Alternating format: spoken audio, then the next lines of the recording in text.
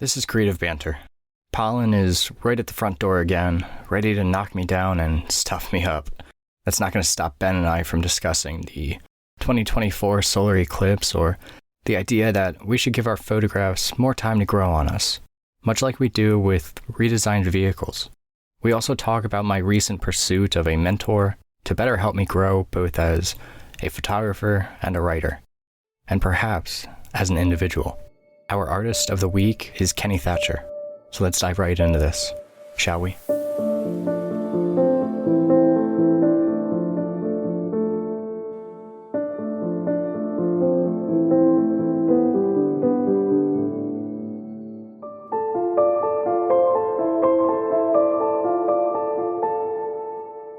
The spring weather has finally sprung, and with it come along my allergies.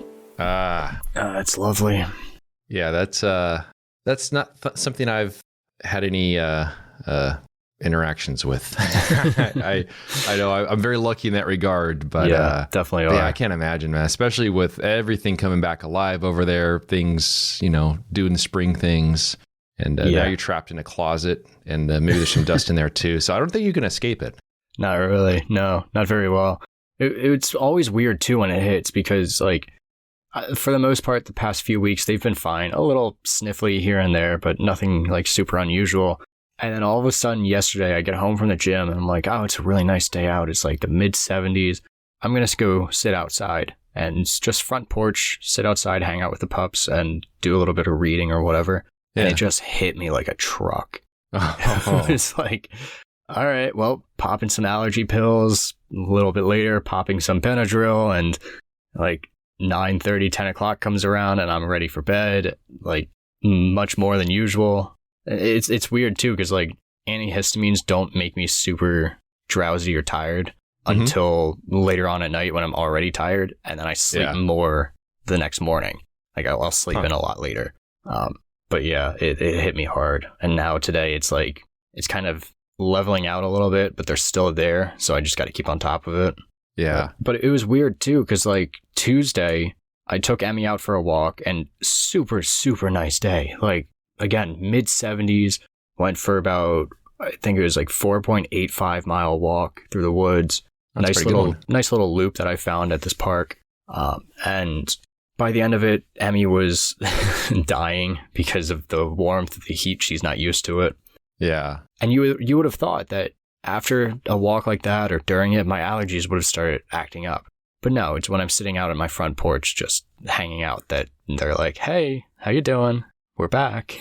Huh. I wonder if it's more of something very localized, in that area in particular. I don't think so, because the park that I was at is 10 minutes from the house. Okay. So you have a lot of the same plants and stuff. Yeah. It's not maybe an hour away I could see that, but the 10, 15 minutes or so that I travel, it's not that bad.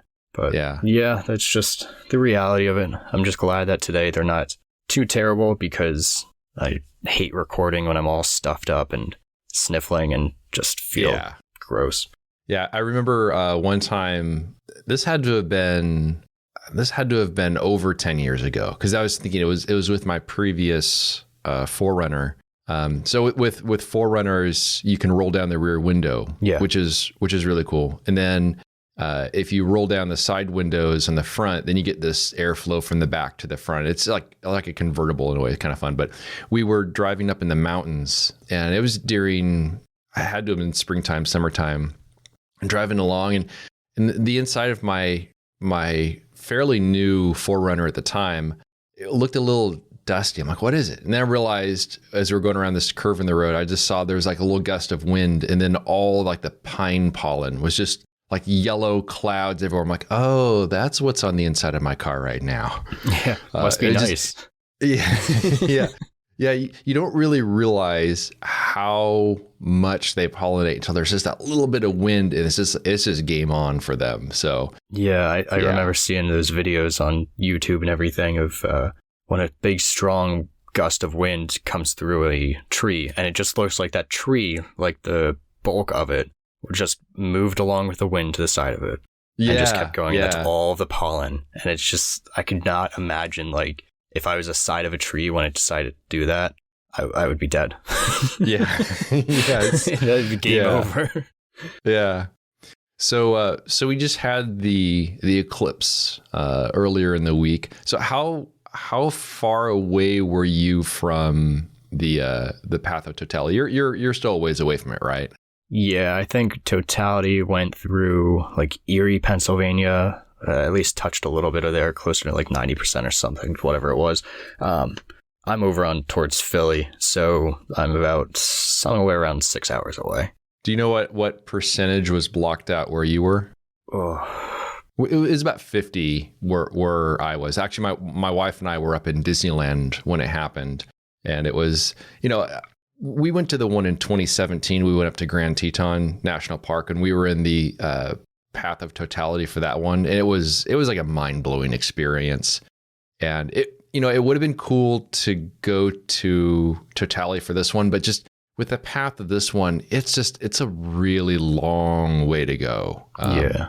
I mean, we would have had to go all the way over to Texas, and then they had clouds. So it's really more up towards like Arkansas and some of those areas where, they had more clear skies. And it is a mind-blowing experience to witness it in real life. It just like gives you like goosebumps, and you look at it like something is very wrong right now. Something is very strange going on. And I'm glad we did it. But I will say, being at Disneyland, it was a little bit kind of surreal because it just, things got a little bit darker for a while. We were having lunch at the time, just enough where your eyes are just the sharpness of the shadows don't match the volume, the intensity of the light, or it's just enough in your brain to say something's a little weird right now. But man, to be in that path of totality, that was pretty awesome back in 2017. So. Yeah. Now we'll have to wait another 20 years or so for the next one to come through here. Yeah. I just looked it up real quick, and most of Pennsylvania was in like 90% totality. So. Oh, wow. Yeah. So. Yeah. So you guys got a pretty. I knew you guys would be much better off than what we had, because we were, California is quite a ways away from the path of totality. But yeah. Honestly, though, I didn't even really. I think my mom came upstairs with a stupid little glasses, the little paper glasses things that were all over the place that you could buy. And she came upstairs and she's like, you got to see this. You got to see this. I'm like, I don't want to.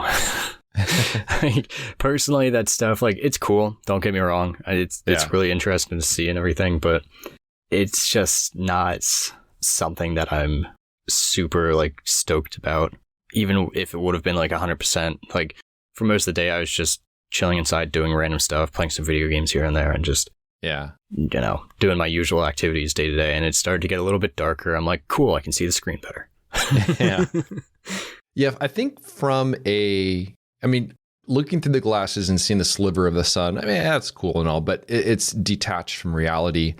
I think as a photographer, seeing the change in the quality of light just all around you, I think that's probably what may have been more interesting. Like if you had gone on, let's say like a hike or something, going through the woods when the light was like that, there's a very strange feeling to it. There's a little bit of a, from what I understand, there's some sort of color shift that goes on just a little bit, where it's just enough to throw your brain off.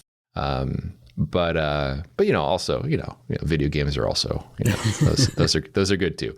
But in 2017, when it came through, I went, I think I was out on the Appalachian Trail for a bit, just a little section of it when that one came through. And they would, like you said, it was definitely interesting to see how the shadows shifted and all that, how the light changed. Yeah. But again, not something that I was like super interested in to photograph or even to really like look at for long. I think what's more interesting to me is the type of stories that ancient civilizations would tell about it, and like how people rationalized what was happening. Like the stories that the sun and the moon were making love, or that the moon was eating the sun, and all of these different. Look like there's a big bite taken out of it. So, yeah. Which is funny because, like, well, then how do you explain the fact that the sun's still up there the next day? Like, it heals quickly. Yeah, exactly. Yeah, regenerative abilities and all that. But just those stories interest me more than the actual event, because I think a part of that is because it's like, it's not that it's common, it's more that it's explainable. Like, we have an explanation for what's happening. The moon is passing in front of the sun because of X, Y, or Z. Yet we still have so many things in this world that are unexplainable. And it bothers me to the extent that, like, we are so focused on space and like the space travel and all of that, except we don't seem to have that kind of forward momentum towards like exploring the oceans, the depths of the oceans, and especially towards like exploring our own minds and trying to understand that stuff. And I think that obviously has to do with like the ease at which we can create means to explore these other areas versus our own minds, because our minds are trying to control or trying to understand our own minds. And that's kind of trippy. But I don't know. It's just, I'm much more interested in what goes on in our head than some sort of event like that. But that's just me. Well, I will say, I mean, the partial eclipse, it's interesting. I mean, just like you're saying, I mean, there's, you know what's going on, you know, compared to, you know, perhaps, you know, ancient cultures where there's this strange thing going on. But even so if one is in the path of totality, you know exactly what's going on. There's no surprise whatsoever. You know, it's very clear. You know exactly where to stand. You know what you'll see. Having said all that, when you look up at the sky and you look at it, it's hard to comprehend. Even though you know exactly what it is, you can't comprehend it. And I think the surprise for my wife and I when we went to the one in 2017 is actually how large the corona is. Mm-hmm.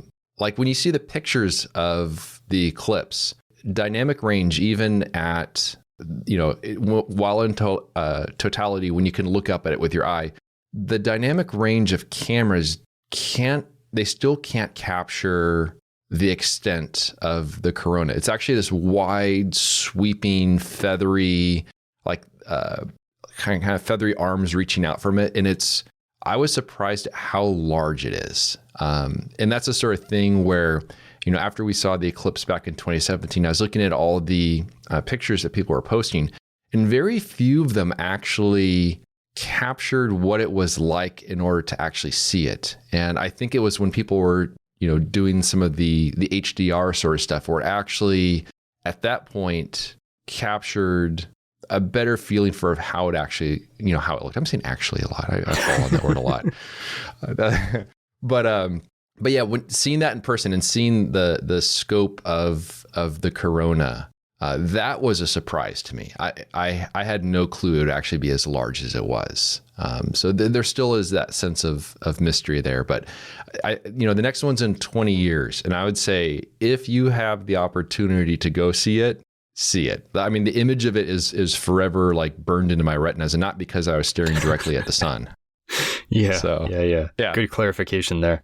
Yes, that'd be bad. I'm looking at it right now, enjoying my tea with the halo of the sun there. But yeah, it was very cool. It would have been nice to go see it in person, but I don't know. Disneyland is also pretty fun. So there's that. That's true. Though I haven't been to Disneyland, and I've only been to Disney World once when I was in 3rd grade, I want to say. It's funny though, because my mom and my sister are planning a trip in August to go for like 10 days to drive down to Florida and go to Disney World. Yeah. And hang out. But I don't know. Something else that I don't have major interest in. Just expensive and crowds and it is, and then also hot and humid. Yeah, exactly. Yeah, I don't know why. I don't quite understand why they're doing it in August of all times. But that's just like absolutely miserable. I mean, I went there when I was I guess middle school. Went to Disney World. And yeah, I just remember it being 10 o'clock in the morning, sitting there suddenly like, how do people live here? Like, how is this possible? Because I was just not acclimated to that. When we were at Disneyland, we were there on, our first full day was Monday, the day of the eclipse. And it was nice. I mean, temperatures weren't too hot. It was the sort of thing where it's a little chilly once you get into the shade, once the sun is pretty low in the sky. But on that Tuesday, it was already up in the 80s. So it was feel a little uncomfortable when in the sun. And that's without all the, humidity and such of Florida. Yeah. But, when we went originally, it was in October. I want to say like middle of October. I know that they were already set up for like Christmas lights and all that kind of stuff. So it had to have been like end of October area, but even that was like, it was still warm. I'm like, little Cody wasn't having it. And bigger Cody certainly won't have that. I like my more temperatures, but anyway. Yeah, I was, just before we started recording, I was looking at some videos of the new Toyota 4Runner that they just announced a couple days ago. And, it looks pretty good. I'm going to be due for a new car pretty soon. And they have a hybrid version, which will be a little better on gas mileage. But I still got to, weigh the pros and cons of that versus the new Tacoma with the little camper on the back and stuff. But I was thinking about something because, whenever they come out with a new car, they change the styling on it a little bit. And oftentimes the first reaction when you look at, a new car or something is that, oh, I don't like that. And then it has a tendency to change with time. And I'm sure you've seen plenty of the new Toyota Tundras out and about, which came out, I think maybe a couple of years ago or something like that. And I remember when they first came out with the new look at the Tundra, I looked at it, I'm like, I don't know. It's kind of a lot. But then you give it a little bit of time and then that starts to look more normal. And then all of a sudden the previous generation just looks old and looks dated. Yeah. And it happens pretty much every single time. But I was thinking about that when it comes to photography, because the new 4Runner, it doesn't really have that look to me of like, oh, I don't like it. And since it doesn't have that look, then maybe it's almost too safe of a design, not enough changed of a design where at some point that'll start looking a little bit dated as a result. But I was thinking about when it comes to photos and seeing the photo for the first time after taking it. And oftentimes I get that same sort of feeling when looking at a photo. I'm like, I just don't think that I like this. And I was thinking that maybe that is also because it is a step in a little bit of a different direction for my work. It doesn't feel as familiar. It doesn't feel as safe. But at some point, that photo starts to grow on me. And then I look back at some of the past work and say, oh, that was sort of a previous direction I was going with. So sometimes having that little bit of feeling of uncertainty, that feeling of being a little uncomfortable when looking at the new work is probably a sign of progress. And if you fall in love with an image you shoot right away, maybe it's a matter of more so playing it safe and not really a sign of growth in a way. So I don't know how that all relates, but it's just a little observation I had based on, some of the new cars and stuff that are coming out. Yeah, I mean, that obviously can go both ways though too. Whereas if it's something that you really struggle with in terms of not knowing whether it works well or that whole ordeal, the uncomfortability can be also act as a sign of this isn't the right direction to go in. Yeah. But it's a different direction. It may not be a good direction, but it's a different direction. Right. Yeah. And so this past weekend, I went up to the cabin for a couple days and really just a low key kind of just girlfriends, Emmy and I just hanging out and didn't really do a whole lot of anything. Went around the property on the four-wheelers a little bit, kind of getting Emmy used to that and those sounds, but did a little photography here and there. But one of the things that I did do was I had a couple articles that needed to be approved for the magazine for either the summer issue or the fall issue. And one of them that I read was this photographer's experience mentoring or being a mentee to another photographer, to someone who has pretty solid name recognition. And I won't spoil anything further than that, but as probably not Ansel Adams. You just had to say something, didn't you, Ben? I did. No, so as I was reading this, it's a really solid article, and I'm looking forward to seeing how it's received by everybody once it goes and gets published. But I was reading through it, and I was thinking, like, this is making me want to try and find some sort of mentor. And, like, specifically for those times where you're not quite sure if you're growing in the right direction or if you are stagnating and just relying on old tricks to satiate your audience or yourself instead of pushing forward. And so I'm in the process now. I have feelers out for 3 different photographers. And what I'm struggling with is I find myself, and I was talking to David about this yesterday and a little bit today. I'm at this crossroads, and I think I've mentioned this before, where I find myself faced with 2 sort of identities. One wherein I'm the photographer, and that's what I've been working towards for the past decade now, that I've been working so hard to try and make a name for myself and to try and get some kind of recognition. And recently, especially with the magazine and with putting my writings out a little bit more and still wanting to push forward with that. Mm-hmm. And on the other side, I have the writer in me. And I was telling David how ever since I was young, I always enjoyed writing, like fiction pieces.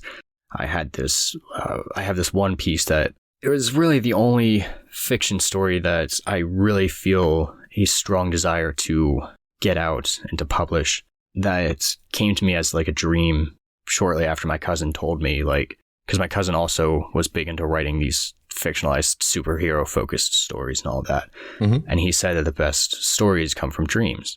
And a few nights after he told me that, I had a dream of this story that I want to bring to life. Yeah.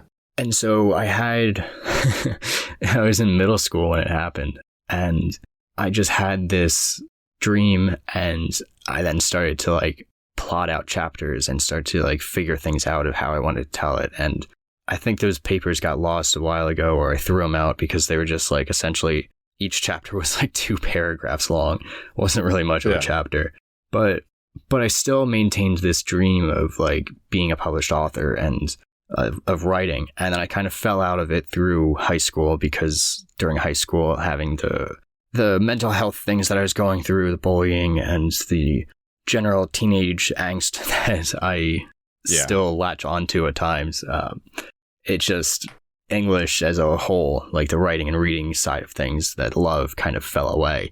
But now that it's picked back up, I'm torn, because that obviously predates photography. But a part of me finds that I need to pick one and focus on it as like the primary thing, which isn't necessarily 100% true. But when you think of it, when it comes to like my website and that kind of deal, it just, I don't know. I'm just at this crossroads where I'm not quite sure where the right direction to turn is. And with that obviously comes, like, as I'm trying to find a mentor, like who am I influenced by that would be most beneficial for me to be mentored by? You know what I mean? Mm-hmm. Like who is doing the kind of stuff in a not too dissimilar manner that I want to be doing things. And obviously, like, my mind immediately goes to like Craig Mod, and who everybody who listens here knows, like, I highly respect him as an individual and as a creator and everything that he has done. But to get a hold of him and to especially have him as a mentor is something that I don't think he would have interest in doing because of the time commitment. And yeah, it's a big commitment for sure. Exactly. And even if I was willing to pay him for his time, I can only imagine how much he would want for it in order to justify it, which I totally understand. I get that. But then trying to find someone who is still within living the life that I want to lead, in a sense, and is able to help me to get there is the difficult part. But nonetheless, it's something that's, like I said, I have feelers out for 3 different people, 2 of which will probably be the better options, but at least for the writing heavier focus. But nonetheless, it's still all on my mind and trying to figure things out, but all because of this one article that I read on Friday night, I think. Yeah, it's in a past episode, you had talked about sending some of the, potential article you're working on to the editor, just to get a feeling for if they thought it was going somewhere. And when you were saying that, I was thinking about, from a photography standpoint, there isn't as much. I mean, I'm sure there's ways of having a editor in a way to give that sort of feedback, but it does seem like, in the sense of photography, a mentorship sort of situation would be similar to having the editor, but also I guess the question is how similar of a style and path is important for the mentor. Like if you're looking to them because you really like their style of work and stuff, that's good. But also, is there value in a artist with a very different style to give a different perspective, as less of a sort of a confirmation bias sort of thing? So I mean, there's something to be said about that as well. But I also understand it because you're looking at this is what he has set up, and you'd love to have something similar for yourself. But also, it's ultimately going to be different. I don't know. It's kind of it's a tough one. Yeah, it is. Like, I get what you're saying. Like, you don't want to go to Ansel Adams and have Ansel Adams as your mentor just because you want to create work like Ansel Adams.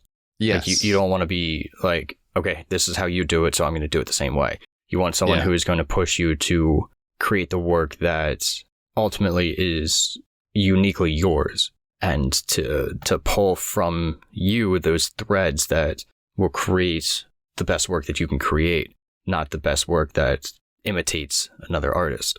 Yeah. It's almost like you need to get pushed in, like as though there's a different direction you need to go, and you have to be nudged in that direction a little bit. But if it's someone that is, I mean, certainly respecting their work and their style and admiring what they've done is very important. But you also get to wonder if at some point being nudged in a little bit of a different direction so that you take your own path, whatever that may be. I've seen a lot of, I've seen many photographers who maybe were initially drawn to, let's say, landscape photography or something, and went on a completely different direction in terms of, let's say, black and white or this or that. And it is really interesting because you can see, I'll look at their work at the beginning. I'm like, oh man, that's great. I would have shot that subject too. That's great. And then they go down this other path. And at some point I'm thinking, wow, I wouldn't have even thought of doing that. And the work is very different from where they started. So I don't know, what that all means, but I do think there's some value in, because you don't know which path you're going to go down, and it's a matter of finding that path. And I don't know what you look for in terms of a mentor in order to end up down whatever path it is. But yeah. Yeah, but I think that's also where having the mentor needs to be a strong teacher, and to know the questions to ask and what threads to pull on and which ones to leave alone. That obviously comes with practice and comes with experience on their end, of whether it be through running workshops or whatever the case is, past mentorships or teaching in classroom, whatever. It's something that I know that any of the three people that I am working to talk to with this would do well as a mentor for me, because they have that kind of experience. They're not going to, in a sense, they're not going to allow me to just, for photography, to just copy off what they're doing and move on from there. It's more that they're going to say, okay, well, you did it this way a little bit, but what if I see this thread in your work, and what if we pull more towards that? Like, you're doing a lot of dark, like gritty stuff, but in this one image, it's really strong. It's a little bit brighter and a little bit more high key. What if we pull towards that and do a little project on that and see where that takes you, and could blossom into something major that's ultimately great? But it's definitely something to be careful with in terms of like who you ask, and not only their intentions for the whole session, for everything, but also you have to come in with your own intentions and those intentions can't be, like you said, to just copy what they're doing, to learn how they've done it, and then just follow down that same path. Because no two paths can be followed down in the same manner. It just no. Things definitely change with time and with opportunities and everything else.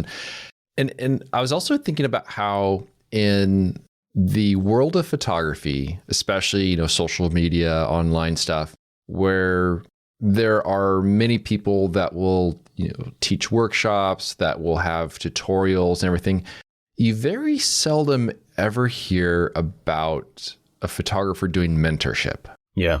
It's not and I wonder if it's because it's very difficult. If it's, the time obligation, maybe it doesn't make a lot of financial sense from a business standpoint, just because it would have to cost more money than people would be able to pay. But I'm almost surprised that we don't hear about that. I don't know if it's something that's more common with writers, but I don't really see it with photography.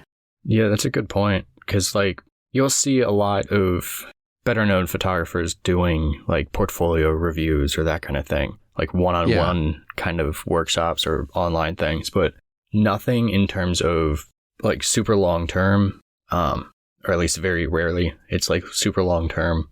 And like you said, I wonder if that has a lot to do with the time commitment towards it, because with a workshop, you can go as the teacher, you go for a week, and that, okay, this week I'm setting my photography and my stuff aside, and I'm helping these 6 or 7 people, whatever it is, for that week.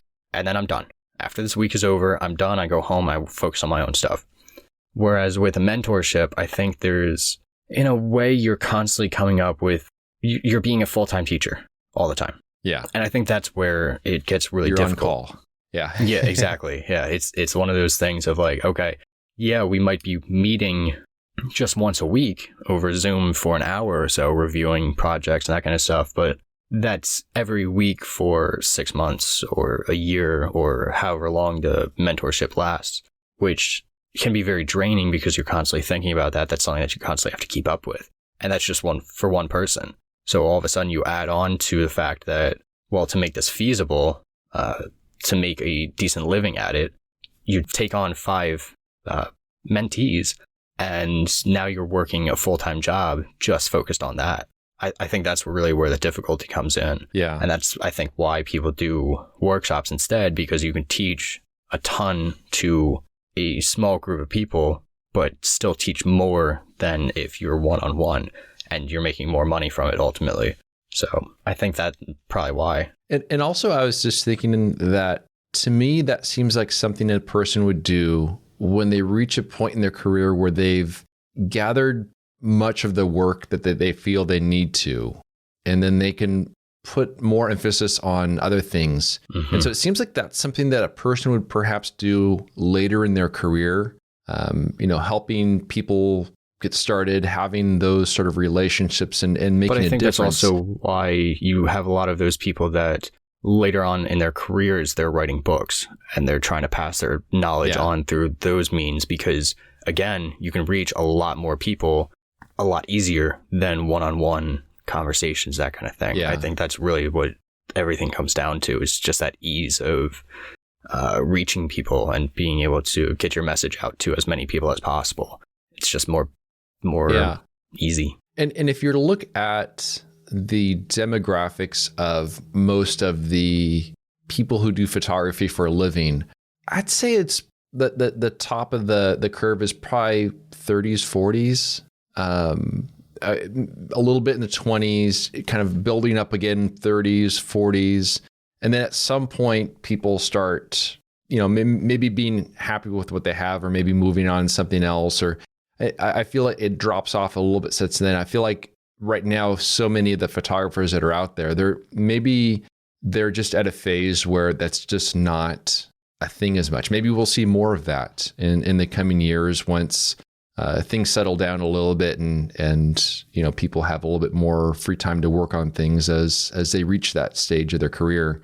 I knew that when I was working at the camera store, when I first started working there, the working pros then were a bit different than the working pros, when by the time that I had left. And there's a different philosophy, I think, involved where it felt like it went for more of a, at least for the commercial photography, more of like a trade in a way, to a bit more of a creative endeavor with a bit of a younger group of professionals. I think by the time I was done with the shop. So I think there's some changing demographics here, as well as the tools, the styles, the needs, and all that sort of stuff has changed. But it'll certainly it'll be interesting to see what happens with that. But I don't know, maybe there's an opportunity for people to do the mentorship. But it's definitely, as you'd mentioned, I think it's something that definitely would take a significant time investment. Yeah, significant time investment. And realistically, you can only charge so much for it. Like there's one photographer, is it Wesley? Yeah, Wesley Verhoeven? Something like that. I think it's Wesley Verhoeven. He's a photographer based out of Amsterdam, and he does a lot of like editorial work and portraits and all of that. But he does mentoring, and he does, let me see what it is. A single mentoring session costs roughly $300 for a 90-minute session.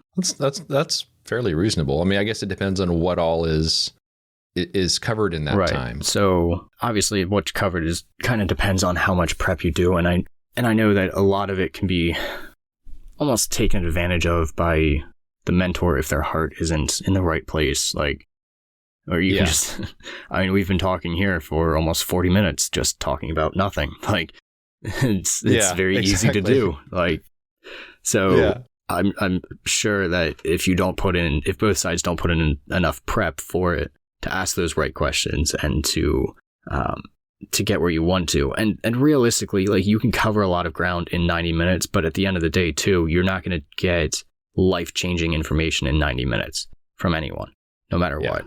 Like a mentorship program, like that 90-minute session is very focused on like an editorial project that you want to do. Like that Appalachian Trails project that I would like to do. That would be great for it, because it's very focused on strictly that, okay, here's the idea, here's the concept, how do we get from point A to point Z?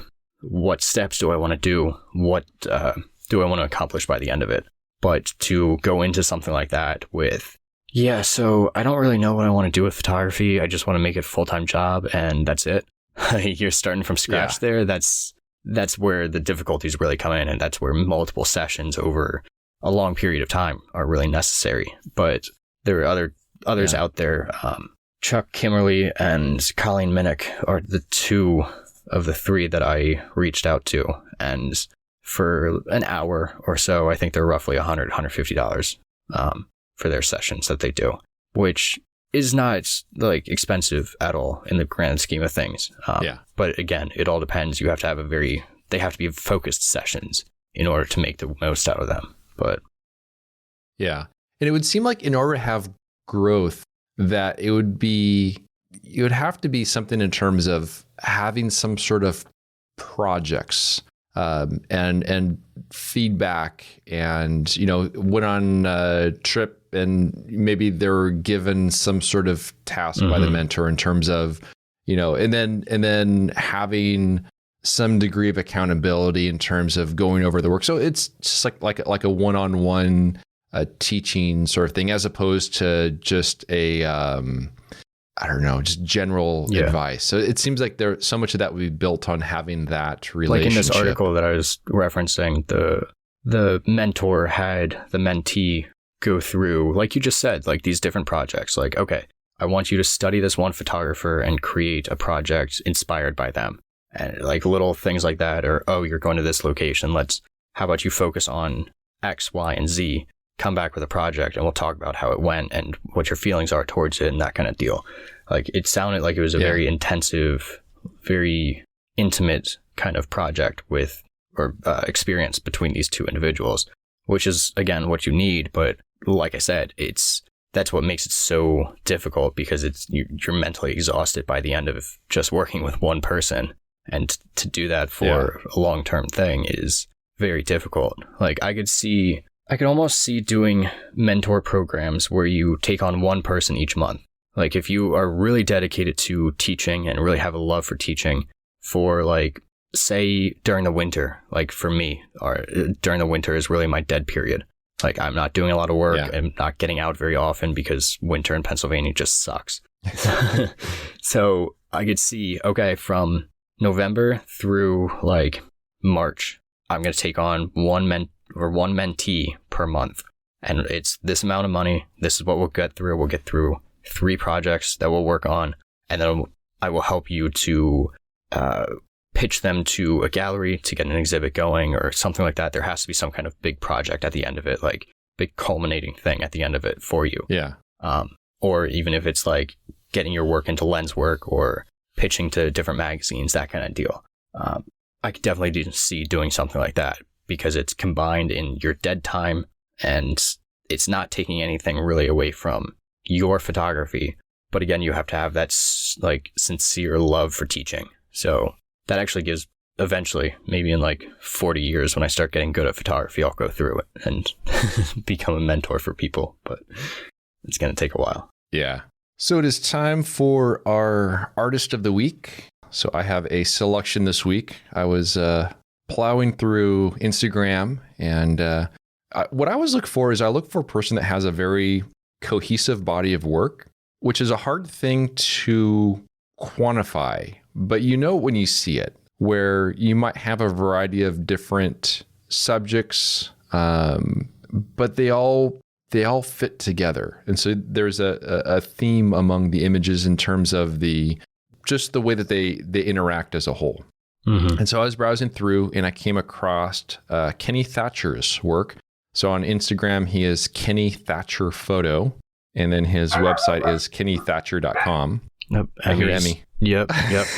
Emmy's going off in the background. My dad probably just got home. But I followed Kenny for a while, and I was looking through his stuff today, and then I also saw that he was I was going through some of the messages I've had with him in the past, and he was saying that his wife had worked for Lightspeed, which is the same company that for my bike frame, which is kind of cool. So I have a Lightspeed titanium bike, and so they're based out of the Tennessee area, which is where he is. But he has this really beautiful work, a very soft color palette for the images. Some really beautiful lights, a lot of intimate details. And what's really great about his work is that it's pretty much all local. And you would never know this based on looking at his images, but he started photography in 2020. Wow. So he's made some fantastic progress in a very short period of time. And there's also some similarities to my own story when it comes to photography, because I started I started taking things more seriously when the economy dropped out back in 2008, 2009. And so he said that he was laid off in 2021, which, after the pandemic and exploring the, local woods and stuff a bit more, then took it even a bit more seriously when he had a bit more time in 2021. But really beautiful work, some ice photos, lots of trees, forest scenes, some misty atmospheric conditions, some interesting reflections, but very, very beautiful work. And I love that it's local too, which is great. Yeah, like we talked about in the past, there's such a power to like focusing on your local area. I think that's something that I plan on. I really need to write that article. I have something in mind for it. Just the power of focusing even in your own backyard. Like there are so many little things that we miss out on that's because we're so used to seeing it. Like these little tiny details. Become immune to it in a way, desensitized to it. Exactly. I mean, just yesterday, I think I took Emmy out to go to the bathroom in the morning, and as I was walking around the yard with her, I came across this little patch of dried mud that looked like mud cracks from like that you would see out in Death Valley and that kind of deal with all of those photographs.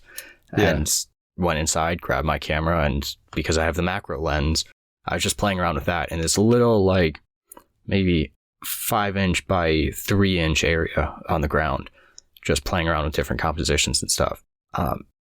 again, it's things that you just wouldn't really pay much attention to and think are photographically worthy, and yet you travel out to these out west to get similar photographs. Yeah. So there's definitely that power in focusing in on a very local area and just coming away with it with something almost every time almost. But yeah. And you also have just a much greater chance of being in the right place at the right time. Yeah. There's, as an example of that, so he has a photo taken, or he posted it on August 4th of 2023, where it's this meadow with there's some breaks between some trees in the distance where there are these two shafts of light, one of which is hitting a bush, the other one's kind of off in the background. Yeah, I see it. And it's light that was probably like that for, I don't know, 30 seconds, maybe a minute at most. But just from the standpoint of you happen to be there at that point in that time, which to me shows a photographer who's very much in the moment, and open to the opportunities that are around them. And then the one just above that is this really cool wood texture. So I always love to see the local stuff. I'm always jealous of that. I mean, we have local stuff here in San Diego, but I'm not as inspired by it as some of the other areas. Maybe I'm just desensitized, based on all the other places that I go. But he has really, really fantastic work. And then the other thing that I really love is in his bio on Instagram, it says exploring like a damn kid again, which I think is a very good mentality to have as a landscape nature photographer, because that is what you're going to be doing the vast majority of the time, following that sense of curiosity and paying attention to all those details around you. Yeah, I love that.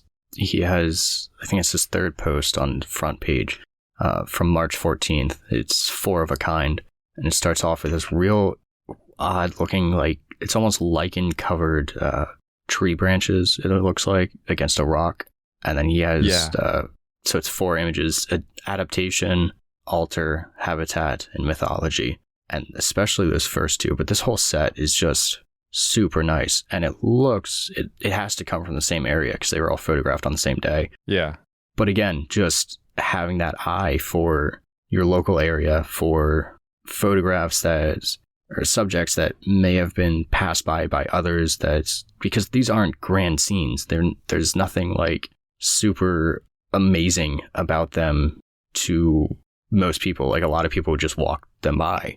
But yeah, they're just beautiful in their own right. Yeah, I figured you'd enjoy it with I know how you enjoy the woodland stuff. So some misty, atmospheric woodland stuff.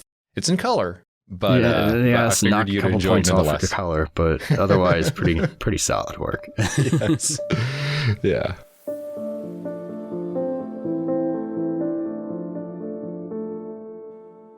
I hope you enjoyed our creative banter. You can learn more about Cody's work by visiting his website, codyschultz.com. And you can find my work at benhorn.com. For further discussion, join us at patreon.com/creativebanter. It's a place where we can interact with you, the listener. And although we greatly appreciate those who contribute by joining a tier, discussions are open to everyone, whether you're a paying member or not. Thanks so much for listening, and we'll see you around next time.